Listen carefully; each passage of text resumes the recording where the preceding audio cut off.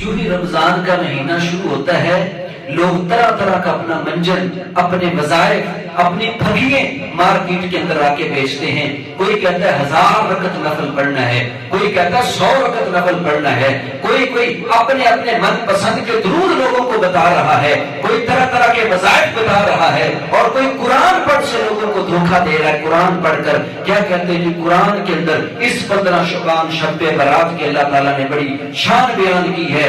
کیا کہتے ہیں انا انزلناہ فی لیلۃ مبارکۃ انا کنا منذرین۔ سورۃ دخان کی آیات پڑھ کے اللہ نے اس بابرکت رات میں قرآن کو نازل کیا، جس رات ہر قسم کے انسان کے فیصلے ہوتے ہیں، اور کہتے ہیں یہ بابرکت رات 15 شعبان کی رات ہے۔ اور میرے بھائی قرآن کو پڑھ کے دھوکہ نہ دے لوگوں کو، یہ قرآن خود بتاتا ہے کہ کس مہینے کے اندر وہ کون سی بابرکت رات ہے، وہ کون سا بابرکت مہینہ ہے جس کو اللہ تعالیٰ نے یہ قرآن نازل کیا۔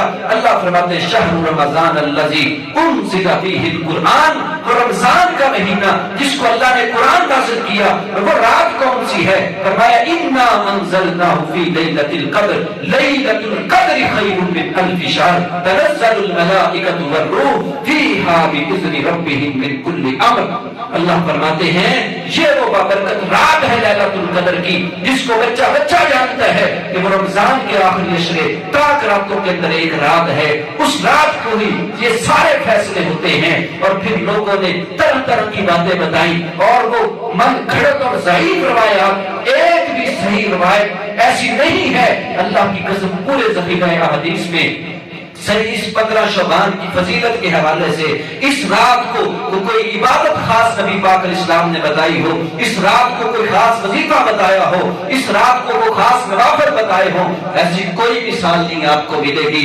یہ جتنی روایات بیان کی جاتی ہیں بنو کلاب کی بکریوں کے برابر گناہ انسان کے لوگوں کو معاف کر دیا جاتا ہے۔ اور پھر وہ قبرستان بقیع والی روایت حضرت عائشہ رضی اللہ تعالی عنہا کی، اس طرح کی دیگر روایات بیان کر کے جو ضعیف ہیں، جن کی سند بھی ٹھیک نہیں ہے، لوگوں کو پڑھ پڑھ کے گمراہ کیا جاتا ہے۔ اور پھر لوگ پوری رات عبادت کے اندر، نفل و نوافل کے اندر گزار دیتے ہیں، کس نیت کے ساتھ؟ ہمارے اس رات کو فیصلے ہونے ہیں، اس رات کو ہمارا اللہ سے پہلے آسمان پہ آ جائے گا، یہ بھی روایت بیان کی گئی ہے۔ اور میرے بھائی اللہ تو ہر رات پہلے آسمان پہ آتا ہے، اٹھ اپنے رب کو منا، تو نے اس رات کو خاص کیوں کر لیا؟ میرے محبوب کا یہ طریقہ نہیں، آپ نے صحابہ کو بتایا نہیں، صحابہ کرام رضوان اللہ مجمعین نے اس رات کو کوئی خاص عبادت کی نہیں ہے۔ اور کئی پھر یہ بات جب کرتے ہیں، کئی بھائی یہ بات کرتے ہیں، دیکھو جی عبادت ہی کر رہے ہیں، عبادت کرنے میں کیا حرج ہے؟ یہ بھی آتا ہے نا مسئلہ، عبادت ہی کر رہے ہیں، نیکی ہے۔ میرے بھائی آپ کے پاس 2 نوٹ ہوں، ایک 100 والے یا 5000 والے 2 نوٹ، ایک اصلی ہو ایک نقلی ہو، ان کا پیج ایک جیسا، ان کا ورقہ ایک جیسا، اوپر پرنٹنگ ایک جیسی، تصویر ایک جیسی، دونوں نوٹوں کو مارکیٹ کے اندر لے کے جاؤ، اللہ کی قسم جو اصلی ہوگا اس کو خوش دلی کے ساتھ قبول کیا جائے گا، جس کے اوپر حکومت کی اسٹیمپ پر مہر نہیں ہوگی اس کو ریجیکٹ کر دیا جائے گا۔ ہاں کیوں ریجیکٹ ہوا ہے؟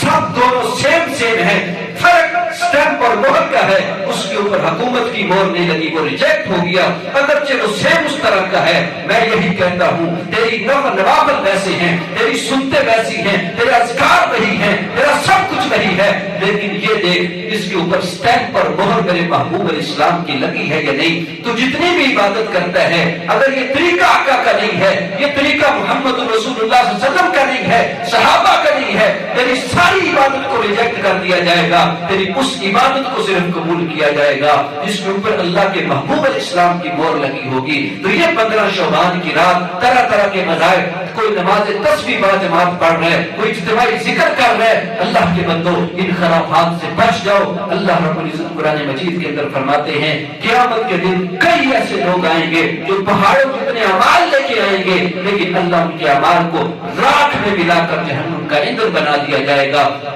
زندگی کے ہر قدم میں نبی پاک کی سیرت کو دیکھو، آپ کی سنت کو دیکھو، محبوب کی سنت سے ہٹ کر کیا ہر عمل چاہے وہ آپ کو جتنا خوبصورت لگتا ہے، اللہ کی قسم قابل قبول نہیں ہوگا۔ محبوب کی سنت کے مطابق کیا گیا چھوٹا سا عمل بھی ہوگا، میرا رب تیرے چھوٹے سے عمل کو دیکھ کے تجھے جنتوں کا وارث بنا دے گا۔ تو 15 شعبان کی یہی حقیقت ہے، نہ کوئی خاص وظیفہ، نہ کوئی خاص عبادت، نہ کوئی خاص طریقہ، نہ کوئی خاص درود اللہ کے محبوب اسلام نے نہیں بتایا۔ جتنی روایات ہیں وہ موضوع ہیں، وہ ضعیف ہیں، وہ روایات ٹھیک نہیں ہیں جو پڑھ کر اور قرآن کی آیات پڑھ کر لوگوں کو دھوکہ دیا جاتا ہے۔ اللہ کے بندو، دین کو سمجھو، سنت کو سمجھو، آپ کے طریقے کو سمجھو، آپ کے طریقے میں ہی نجات ہے۔ نبی پاک اسلام نے فرمایا، آخری بات کر کے بات کو ختم کرتا ہوں، کل امتی یدخلون الجنہ، میرے صحابہ میری ساری کی ساری امت جنت میں جائے گی۔ فرمایا اللہ کے محبوب اسلام نے، سوائے اس شخص کے جس نے جنت میں جانے سے انکار کر دیا۔ صحابہ کرام بول کے کہنے لگے، وَمَن يَأْبَى يَا رسول اللہ، اللہ کے محبوب جنت میں جانے سے بڑا انکار کون کر سکتا ہے؟ فرمایا، من اطاعنی دخل الجنہ ومن عصانی فقد ابا، جس نے میری اطاعت کی وہ جنت میں داخل ہو گیا، جس نے میری نافرمانی کی وہ اس نے جنت میں جانے سے انکار کر دیا۔ نافرمانی یہی ہے کہ ہم آقا کے طریقے کو چھوڑ کر اپنے طریقے اپنائیں، اپنی عبادات کو لائیں، اپنے وظائف کو لائیں۔ میرے بھائیوں، کوئی ایسی عبادت قابل قبول نہیں، محبوب کے طریقے کو دیکھیں، اسی میں نجات ہے۔ اللہ تعالیٰ ہمیں اسی کے مطابق زندگی گزارنے کی توفیق عطا فرمائے۔ ان اريد الا الاسلام ما استطعت وما توفیقی الا باللہ۔